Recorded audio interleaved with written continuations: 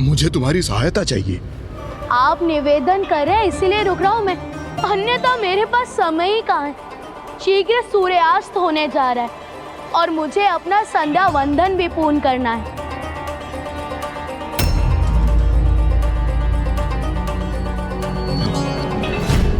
मैं अनुरोध करता हूँ कि आप इन्हें कुछ समय के लिए थाम लीजिए।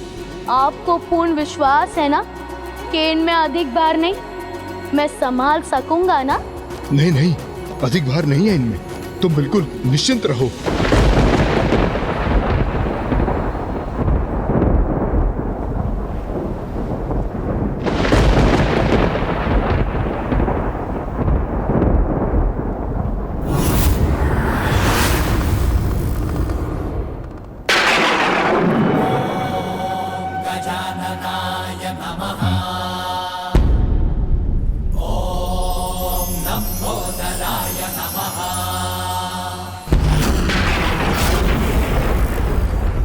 योद्धा जी, आपने असत्य कहा मुझसे कि इनमें अधिक भार नहीं है। मैं अधिक समय तक इन्हें नहीं संभाल सकूंगा और सूर्यास्त के पूर्व मुझे मेरी शेष 5 मालाओं का जाप भी संपन्न करना है। तभी तो मेरा संध्या वंदन पूर्ण होगा।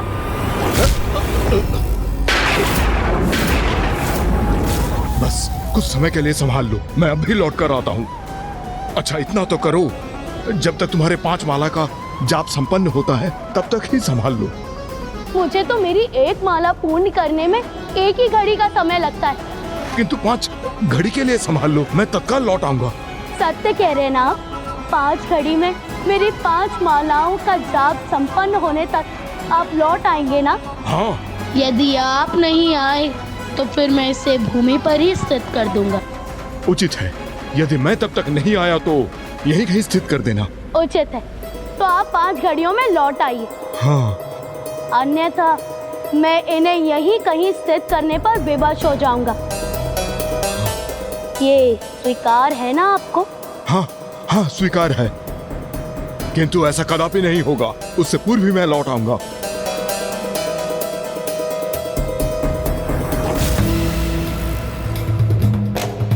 अच्छा, तो फिर आप यहाँ रुके क्यों हैं? जाइए, आपका समय आरंभ हो चुका है। ओम नमः शिवाय, ओम नमः शिवाय।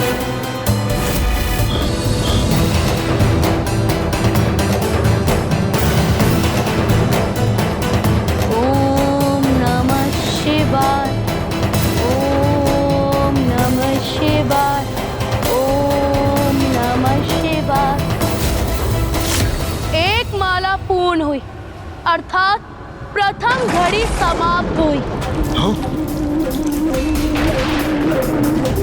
ओम नमः शिवाय, ओम नमः शिवाय, ओम नमः शिवाय, ओम।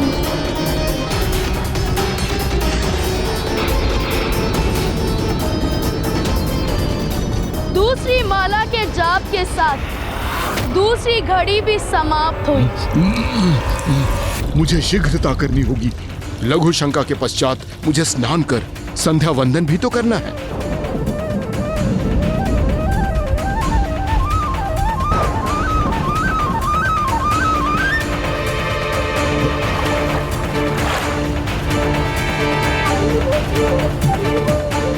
अब तीसरी घड़ी भी समाप्त हो गई।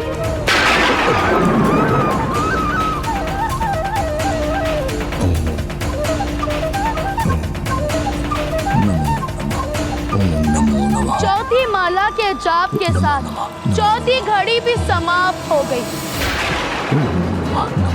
अब मैं अपने अंतिम माला का जाप आरंभ करता हूँ। नमो नमः, नमो नमः, नमो नमः, नमो नमः,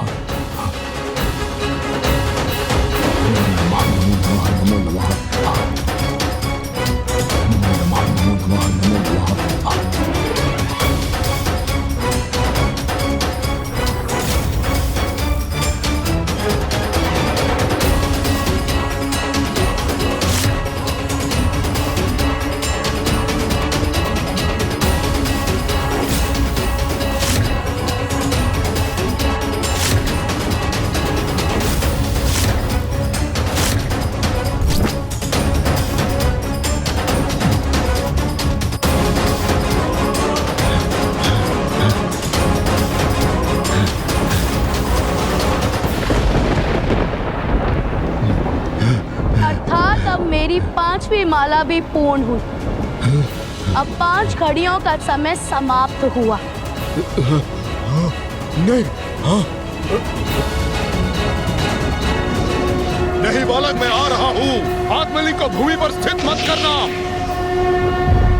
तुम मेरा आत्मलिंग अपने साथ अवश्य ले जा सकते हो रावण, किंतु स्मरण रखना, आज सूर्यास्त से पूर्व तुम्हारी इच्छा के अनुसार जहां मेरा आत्मलिंग थल का स्पर्श करेगा वो सदा के लिए वही स्थापित हो जाएगा।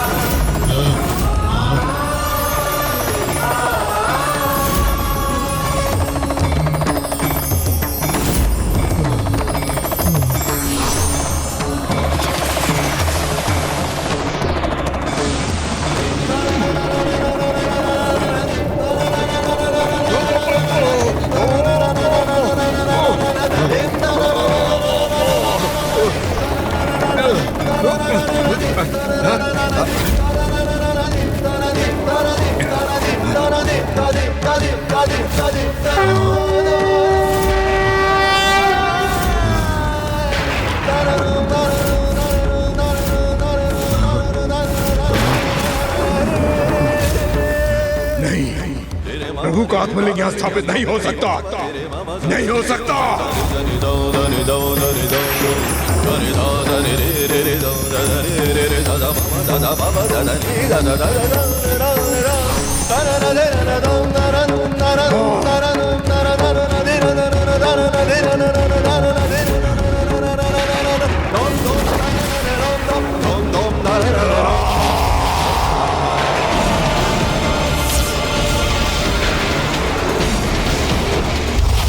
पुत्र, जाओ, जाकर प्रभु महादेव का आत्मलिंग लेकर आओ। इस बार मैं प्रभु महादेव को अपने साथ लेके ही लौटूंगा, अन्यथा आपको कभी अपना मुख नहीं दिखाऊंगा मैं।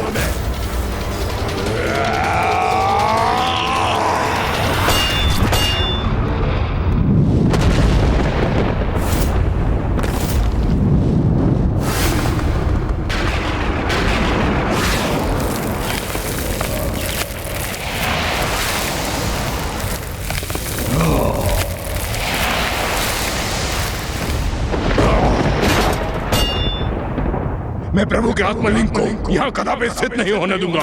अपने साथ लंका ले जाकर ही रहूंगा।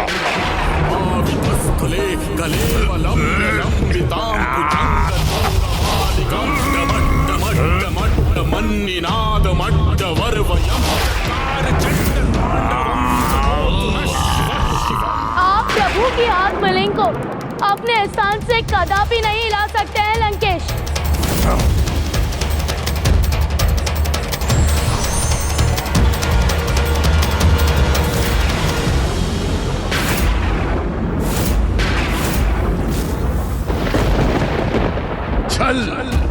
छल हुआ है मेरे साथ।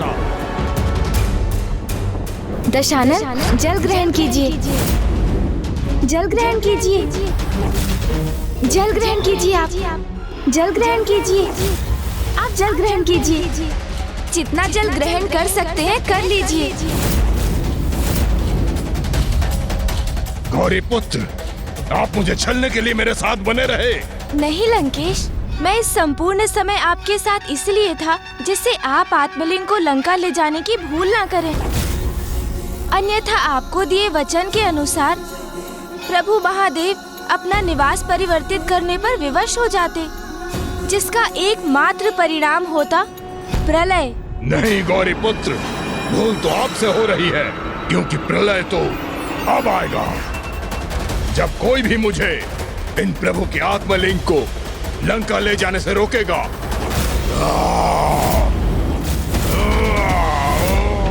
लंकेश, अब अपना ये प्रयास यहीं रोक दीजिए आप, क्योंकि इन्हें यहाँ से विस्थापित का प्रयत्न करना पाप होगा और इतने महाज्ञानी होने के बाद भी ऐसा अनर्थ करने की मूर्खता मत कीजिए आप। आपके लिए मूर्खता होगी गौरी पुत्र, किंतु मेरे लिए ये उद्देश्य है। आप जो चाहते थे आपने वो किया, अब जो मैं चाहूंगा वही होगा। उसमें आपका कोई भी हस्तक्षेप स्वीकार नहीं करूंगा।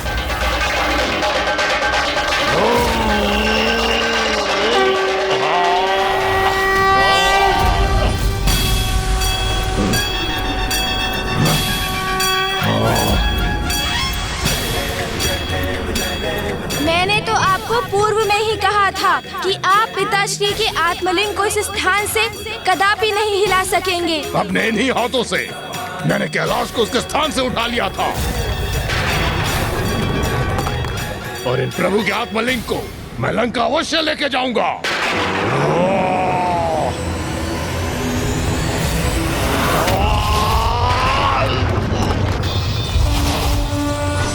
वहीं रुक जाइए लंकेश, क्योंकि जो कुछ भी हुआ प्रभु महादेव की इच्छा से ही हुआ, इसलिए उनकी इच्छा के विरुद्ध जाने का दुस्साहस मत कीजिए आप, अन्यथा जो आप करने जा रहे हैं उसका दुष्परिणाम भुगतना होगा आपको। नहीं, अब कोई नहीं रोक सकता मुझे, ना ही आपका छल तो ना ही आपको भयभीत करने का प्रयास।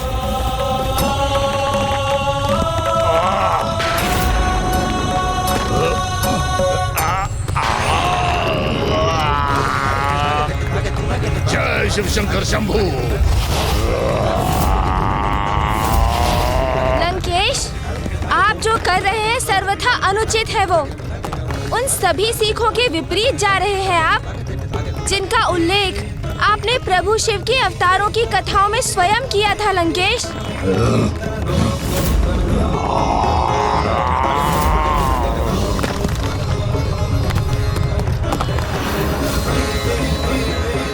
पृथ्वी पर महासंकट छा रहा है। यदि पृथ्वी को विभाजित करने वाली ये दोनों रेखाएं आपस में मिल गई तो पृथ्वी दो भागों में विभाजित हो जाएगी। ऐसा कदापि नहीं होना चाहिए। हमें इसे कैसे भी रोकना होगा। रुक जाइए लंकेश, आप अपने साथ संपूर्ण पृथ्वी का विनाश करने जा रहे हैं। मुझे इसकी कोई चिंता नहीं।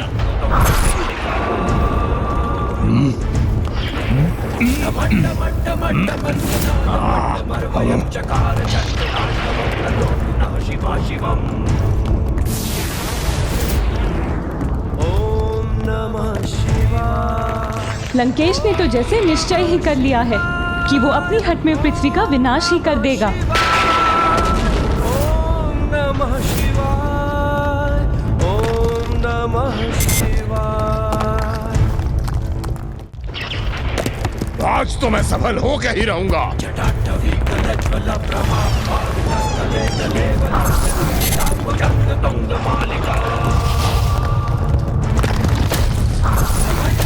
लंकेश, अब मैं आपको अंतिम चेतावनी दे रहा हूँ, रुक जाइए। नहीं गौरी पुत्र, आपने छल किया है मुझसे और अब आपकी अथवा किसी की भी चेतावनी का कोई प्रभाव नहीं होगा मुझ पे।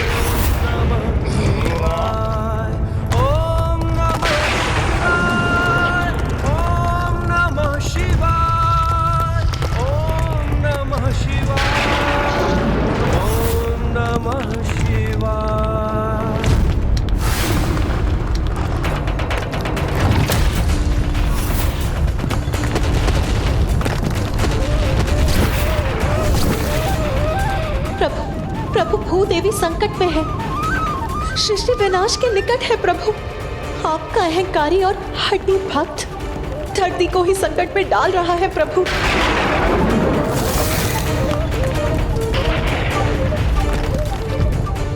अनेकों चेतावनी दे चुका हूँ मैं आपको दशानन, किंतु अब मैं आपके रुकने की और प्रतीक्षा कदापि नहीं करूँगा। आपको आपकी इस उद्दंडता का उचित दंड दूंगा मैं।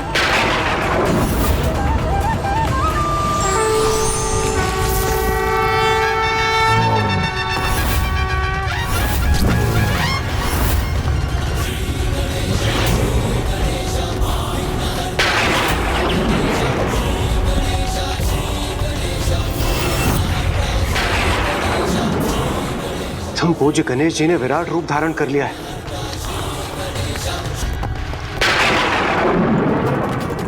किंतु सृष्टि तो एक अत्यंत ही विकट संकट की ओर बढ़ रही है। लंकेश रावण ने कितनी अनिष्टकारी परिस्थिति उत्पन्न कर दी है और अभी भी वो रुकने के लिए तैयार नहीं है।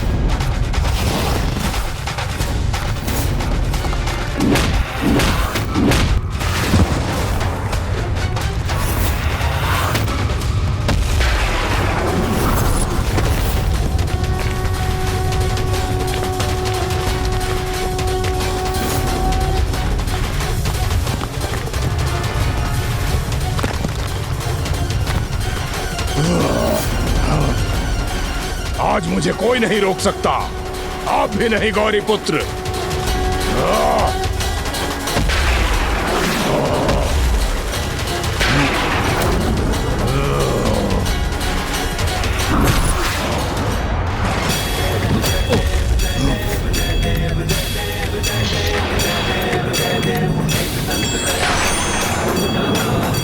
आप मुझे मेरी शक्ति का प्रयोग करने के लिए विवश कर रहे हैं गौरी पुत्र।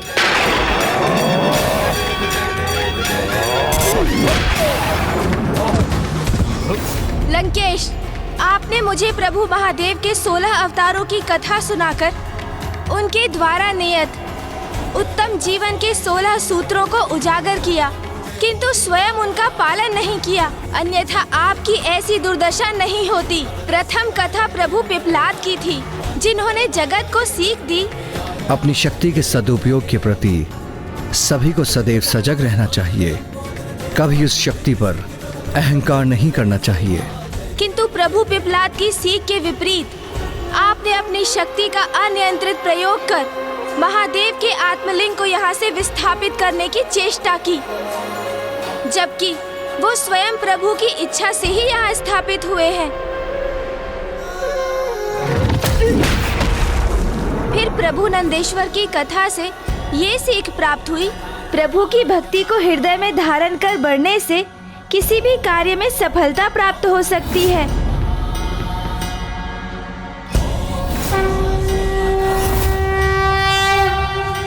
प्रभु की इच्छा के विरुद्ध उनके आत्मलिंग को अपने साथ लंका ले जाने के प्रति ही एकाग्रता का प्रदर्शन किया। प्रभु के तीसरे अवतार थे प्रभु भैरव, जिन्होंने ये स्पष्ट किया कि अपार शक्ति का उपयोग महान कर्तव्यों के निर्वाह के लिए ही होना चाहिए, किंतु आपका एकमात्र उद्देश्य तो स्वयं को सुरक्षित रखने हेतु प्रभु महादेव को लंका में स्थित करना ही था। प्रभु के चौथे अवतार प्रभु वीरभद्र के माध्यम से उन्होंने ये स्थापित किया कि जो ज्ञानी और शक्तिशाली होते हैं उन्हें कभी भी निष्क्रिय रहकर अधर्म और अन्याय का मूक समर्थन नहीं करना चाहिए। किंतु आप तो महाज्ञानी और महाबली होते हुए भी स्वयं अधर्म के पथ पर ही अग्रसर रहे। प्रभु के पांचवें अवतार प्रभु गृहपति थे, जिनसे ये सीख प्राप्त हुई, प्रबल इच्छा शक्ति और पूर्ण निष्ठा एवं श्रद्धा से कुछ भी संभव हो सकता है। प्रत्येक जीव को कभी भी किसी से वो कदापि नहीं मांगना चाहिए जिसे प्रदान करना देने वाले को कठिन हो। किंतु आपका उद्देश्य तो श्रद्धा से नहीं अपितु स्वार्थ से प्रेरित था। यदि निश्चल भक्ति से प्रभु की आराधना करते तो आपको स्वतः ही भोलेनाथ का सानिध्य प्राप्त होता और स्वयं को सुरक्षित रखने हेतु और आपको प्रभु के आत्मलिंग की आवश्यकता ही ना होती। अपना हठ त्याग दो और यहाँ से तत्काल प्रस्थान कर लो लंकेश, यही तुम्हारे लिए हितकर है, अन्यथा मैं विवश होकर वो करने वाला हूँ जिससे कदाचित अब तुम तो क्या संपूर्ण सृष्टि ही अनभिज्ञ है। व्यक्ति यदि ज्ञानी होते हुए भी अपने ही बोले गए वचनों का पालन नहीं करता तो फिर उसका ज्ञान किसी कार्य का नहीं। यदि निश्चल भक्ति से प्रभु की आराधना करते तो आपको स्वतः ही भोलेनाथ का सानिध्य प्राप्त होता और स्वयं को सुरक्षित रखने हेतु और आपको प्रभु के आत्मलिंग की आवश्यकता ही नहीं होती। प्रभु के छठे अवतार थे प्रभु शरभ, जिन्होंने ये सीख दी कि विजय प्राप्ति के उपरांत अहंकार के वश में आकर स्वयं पर नियंत्रण नहीं खोना चाहिए। किंतु आपने तो प्रभु के आत्मलिंग को प्राप्त करने पर भी अपने अहंकार से मुक्त नहीं हुए और प्रभु महादेव से कैलाश का ही त्याग करवाने का संकल्प ले लिया। तो मैंने क्या बुरा किया गौरी पुत्र?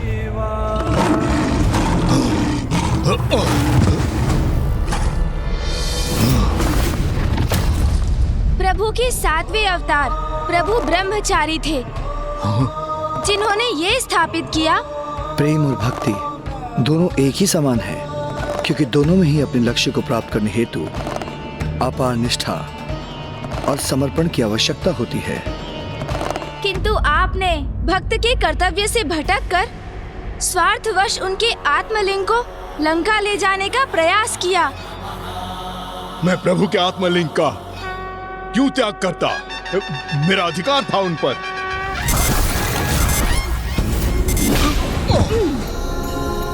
अधिकार? कैसा अधिकार लंकेश? कदाचित आपको प्रभु के 8वें अवतार प्रभु सुनट नर्तक की कथा से प्राप्त सीख का स्मरण नहीं हुआ?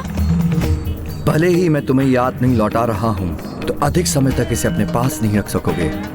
समय आने पर ये अपने उचित स्थान पर लौट जाएंगे। जो तुम्हारा है ही नहीं, वो तुम्हारा कैसे हो सकता है? किंतु आपने तो समस्त मर्यादाओं का ही परित्याग कर दिया। प्रभु के आशीर्वाद को भी अपना अधिकार मान बैठे आप। फिर प्रभु के 9वें अवतार प्रभु सुरेश्वर की कथा से ये सीख प्राप्त हुई कि जो बाधाओं की चिंता किए बिना पूर्ण एकाग्रता से निरंतर अपने परम लक्ष्य की ओर बढ़ते हैं, वो अवश्य विजयी होते हैं। किंतु आप तो अपने लक्ष्य, अपने प्रभु और उनकी भक्ति से भटककर निस्वार्थ के प्रति एकाग्र हो गए। बस गौरी पुत्र, अब आप मुझे अत्यंत क्रोधित होने पर विवश कर रहे हैं।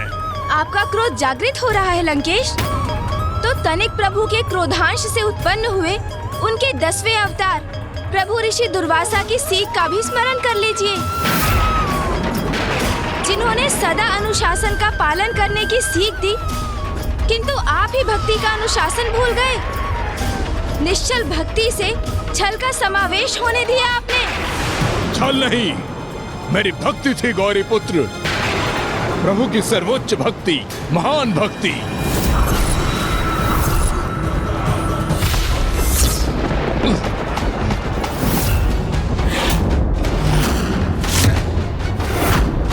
प्रभु के 11वें अवतार प्रभु अवधूत की सीख का स्मरण हुआ आपको?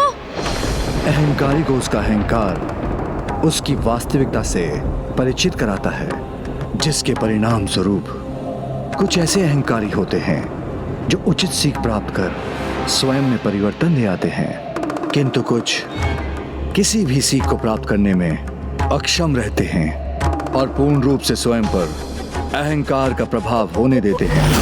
अहंकार नहीं, विश्वास है कि मैं प्रभु का महानतम भक्त हूँ। तभी तो प्रभु के आत्मलिंग प्राप्त हुए थे मुझे, और उन आत्मलिंग को आपने मुझसे छल से छीना गौरी पुत्र। जो अपना नहीं है वो पराया है। उसके मोह से ही मात्सर्य अर्थात ईर्ष्या का जन्म होता है, और मात्सर्य सदा विनाश की ओर ही ले जाता है। प्रभु के 12वें अवतार प्रभु वृषभ ने इसके प्रति सावधान रहने की तो आपको सीख भी दी, और आप स्वयं ही देख लीजिए कि जिस पर आपका अधिकार नहीं था, उसके मोह ने आपके साथ संपूर्ण सृष्टि के लिए भी कैसी विनाशकारी स्थिति उत्पन्न कर दी।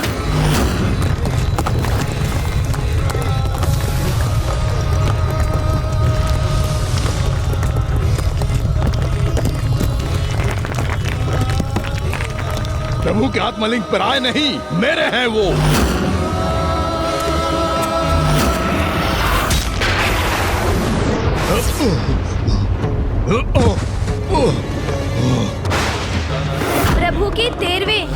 कृष्ण दर्शन अवतार की सीख तो मत भूलिए लंकेश। ये तो ज्ञात है ना आपको कि आसक्ति से ही दुर्गति है। किंतु आपने कहा प्रभु के आत्मलिंग के प्रति अपनी आसक्ति का परित्याग किया। आसक्ति के स्थान पर श्रद्धा, भक्ति और प्रभु के अटूट विश्वास को आत्मसात करना चाहिए था आपको, क्योंकि प्रभु अपने भक्तों के विश्वास को कभी खंडित नहीं होने देते। यही सीख थी ना प्रभु के 14वें अवतार प्रभु भिक्षुवर्य की। किंतु आपको किसी भी सीख का क्या लाभ, क्योंकि आपको तो एकमात्र अपनी शक्ति में ही विश्वास है लंकेश।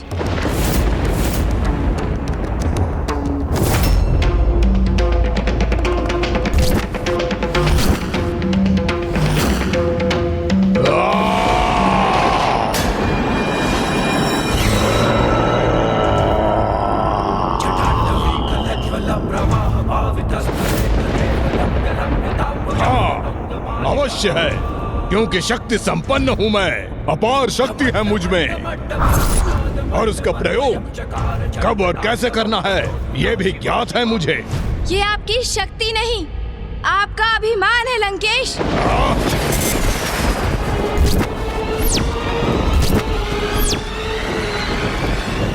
चंद्रहास?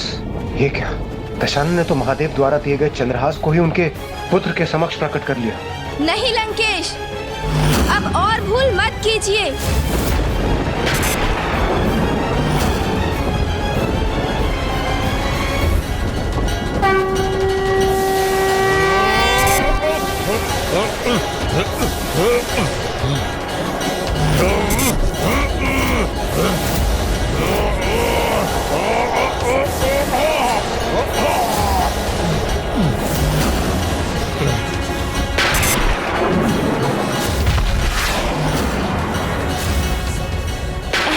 लंकेश, तुम पिताश्री से प्राप्त चंद्रहास का प्रयोग अधर्म के लिए कदापि नहीं कर सकते।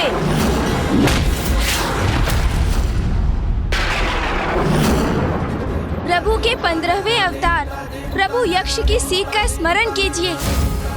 सदा स्मरण रखना, मात्र ज्ञान अथवा सीख देने से पुण्य प्राप्त नहीं होता, स्वयं उस सीख का पालन करना भी अति आवश्यक है। किंतु आपने अपने अभिमान को अपने आचरण का अभिन्न अंग बना रखा है, और आपने प्रभु के 16वें अवतार प्रभु यतिनाथ की जो कथा अंत में सुनाई थी, उनसे यही सीख प्राप्त होती है कि अतिथि देवो भवः, अर्थात अतिथि ही भगवान के स्वरूप होते हैं। किंतु आपने तो प्रभु को अतिथि के स्थान पर बंदी बनाकर लंका में स्थित करने का लक्ष्य निर्धारित किया हुआ था। अपने ही आराध्य के साथ छलावा कर उन्हें विवश करते हैं आप, फिर इसका दंभ भी करते हैं कि आप उनके महानतम भक्त हैं।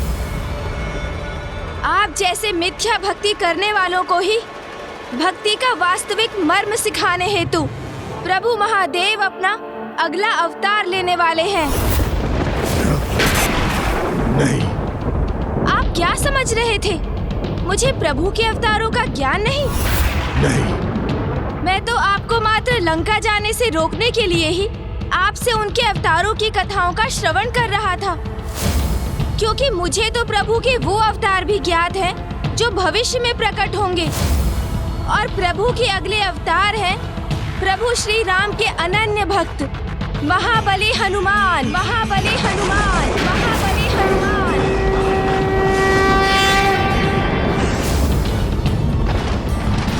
वो महाभक्त प्रभु हनुमान जो अपने वक्ष में अपने आराध्य को धारण कर हमें ये सीख प्रदान करने वाले हैं कि भक्त के कण कण में प्रभु का वास होता है, और जो भक्त अपने शरीर को ही प्रभु का मंदिर मान लेते हैं वो तो स्वयं भगवान बन जाते हैं। कदाचित उनकी भक्ति देखकर आपको निश्चल भक्ति का महत्व समझ में आएगा, और फिर प्रभु द्वापर युग में काल, क्रोध और यम के अंश अर्थात गुरु द्रोणाचार्य के पुत्र महायोद्धा अश्वत्थामा के रूप में अवतार लेकर जगत को ये सीख देंगे कि प्रतिशोध की भावना से व्यक्ति दूसरे का ही नहीं, स्वयं अपना भी विनाश निर्धारित कर लेता है।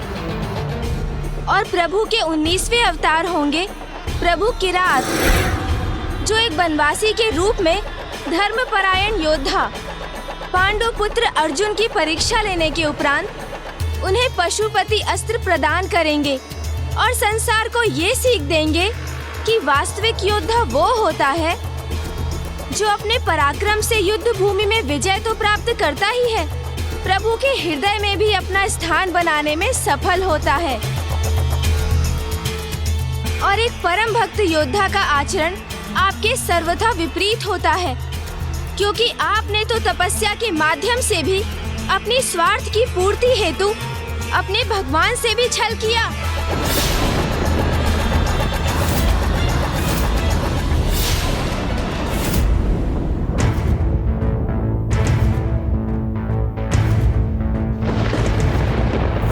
त्र्यंबकं सदाशिवं नमामि हे उमापति जय नीलकंठ जय अनंत नमोस्तुते नमोस्तुते। हो भोलेनाथ भक्तों के हो कष्ट से निवारते, ये सृष्टि सारी संकटों से जित ही है उबारते। यदि अभी भी आपने स्वयं को नहीं सुधारा लंकेश, तो प्रभु महादेव के अगले 3 अवतारों में से एक प्रभु हनुमान आपको उचित सीख अवश्य देंगे। तब उनका आगमन आपके विनाश का संकेत होगा और उसी दिवस से आपका सर्वनाश आरंभ हो जाएगा।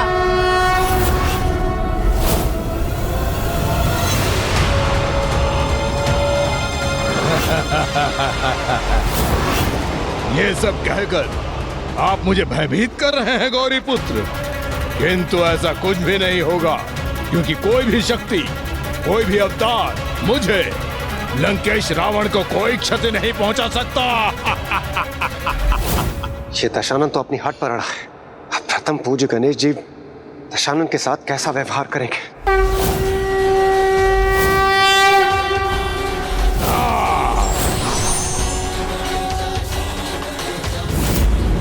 मैं तो आपको सुधरने का एक अंतिम अवसर प्रदान कर रहा था लंकेश। आप अपनी भूल स्वीकार कर सकें, इसलिए मैंने पुनः प्रभु महादेव के सभी अवतारों से प्राप्त सभी सीखों का उल्लेख किया। किंतु अब मुझे आभास हो रहा है कि आप अब कोई सीख स्वीकार नहीं करना चाहते। संसार का सर्वश्रेष्ठ ज्ञानी हूँ मैं, और आप मुझे ज्ञान दे रहे हैं गौरी पुत्र। आप मेरे आराध्य शिव शंकर शंभू के पुत्र हैं, इसलिए अभी तक शांत रहा मैं। और यदि आपने मुझे प्रभु के आत्मलिंग को ले जाने से रोका, तो मैं अपने संपूर्ण शक्ति का प्रदर्शन करने से नहीं रुकूंगा।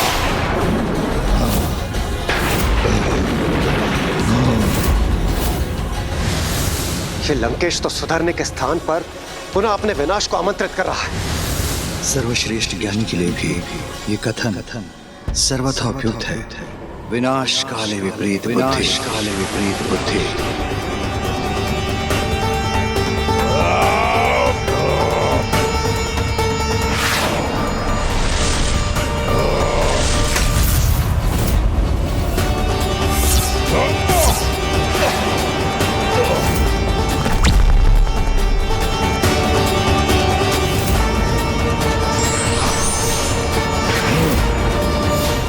जो सीख प्राप्त कर स्वयं को सुधारने में असमर्थ हो, उसे तो मात्र दंडित ही किया जा सकता है। अब आप अपनी मृत्यु के लिए तैयार हो जाइए लंकेश।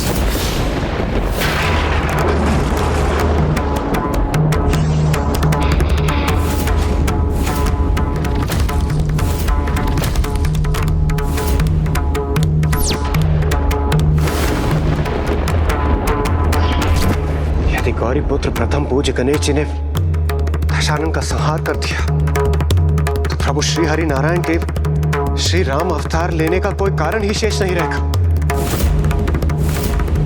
प्रभु महादेव के समस्त अवतारों को प्रथम पूज्य गणेश जी ने तो लंकेश को दंडित करने से रोक दिया, किंतु क्रोधवश स्वयं वही करने जा रहे हैं। नहीं, कुछ नहीं हो सकता मुझे। प्रभु रोक लीजिए पुत्र गणेश को, अन्यथा ना ही प्रभु राम अवतार प्रकट होंगे और ना ही आपके प्रभु हनुमान के प्रकट होने का कोई कारण शेष रहेगा।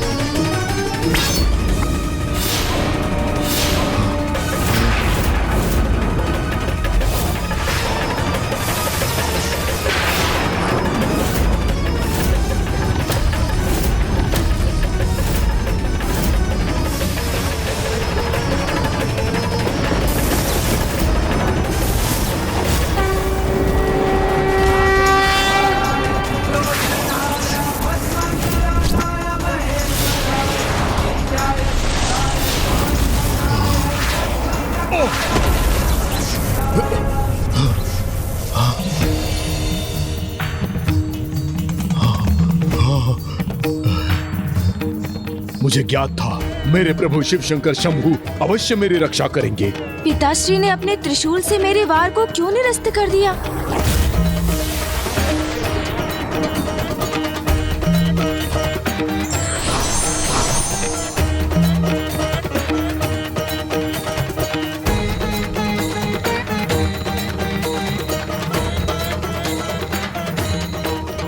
महादेव। पुत्र, लंकेश रावण को उसके अपराध का दंड प्राप्त हो चुका है। वो आत्मलिंग खो चुका है और यहीं से उसके पापों की गागर बिफरनी आरंभ हो चुकी है। किंतु हमें अभी भी उसे एक भूल सुधारने का अवसर प्रदान करना चाहिए। जैसी आपकी आज्ञा पिताश्री।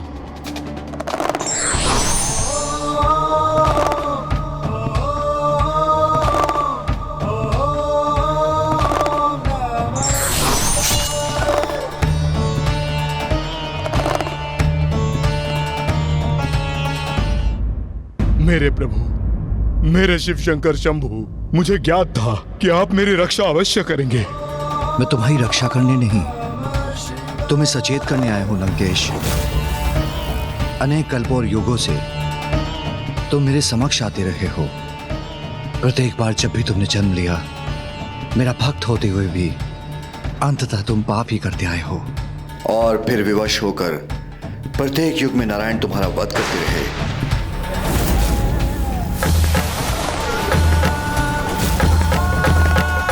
प्रत्येक जन्म में तुमसे एक ही आशा रही है कि इस जन्म में तुम अवश्य सुधर जाओगे, किंतु तुमने मुझे सदा निराश ही किया है लंकेश। प्रत्येक कल्पों और युग में ही नहीं, अपितु प्रत्येक ब्रह्मांडों में तुम इन्हीं भूलों को दोहराते हो और दंडित होते हो। धर्म अधर्म का भेद का ज्ञान होते हुए भी प्रत्येक रावण अधर्म ही करता है। मुझे क्षमा करें प्रभु, किंतु इस बार मैं अवश्य सुधर जाऊंगा। प्रभु, आपने यह अवसर प्रदान किया है मुझे, इसका लाभ अवश्य उठाऊंगा मैं।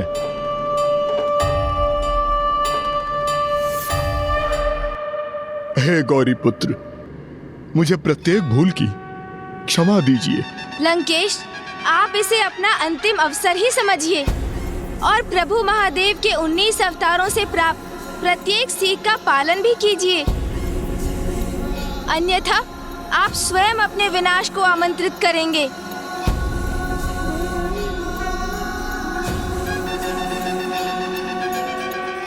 प्रभु, आपकी कृपा हेतु लंकेश रावण का कोटि कोटि धन्यवाद। आपसे क्षमा पाकर मैं धन्य हो गया प्रभु।